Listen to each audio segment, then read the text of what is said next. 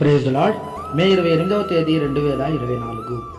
ఈరోజు దేవుని వాక్యము యోబు గ్రంథము 19వ అధ్యాయము 25వ వచనం మొదలుకొని 27వ వచనం వరకు.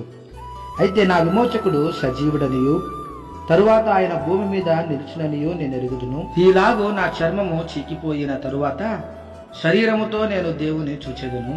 నా మట్టుకు నేనే చూచెదను, మరి ఎవరునూ కాదు, నేనే కన్నులారా ఆయనను చూచెదను.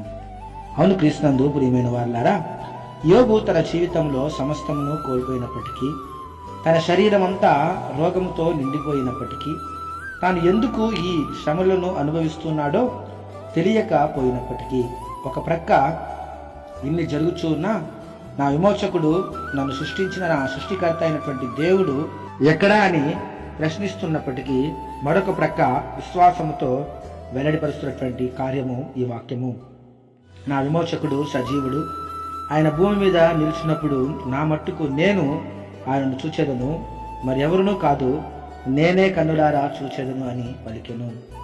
ప్రస్తుతము యోబు అనుభవిస్తున్నటువంటి బాధ, శ్రమకు ఒక ముగింపు కలదని, మరణము పొందినప్పటికీ సమాధి తన ముగింపు కాదని, అంతము కాదని, మట్టి అయినటువంటి శరీరము మట్టిలో కలిసిపోయినను తన విమోచకుడు ఈ భూమిపై నిలిచినప్పుడు తన విమోచకుణ్ణి తన కళ్ళతో చూచెదను అని పలికెను.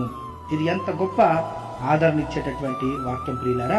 నిజమే, మనము పునరుద్ధానమును నిత్య జీవమును కలవని నమ్ముచున్నటువంటి వారము కనుక పాపమునకు వీడ్కోలు పలికి దుఃఖము, శ్రమ, గందరగోళ పరిస్థితులన్నిటినీ విడిచి మన విమోచకుణ్ణి కన్నులారా చూచుటకు ఆ క్షణము ఏమైపోదుమో.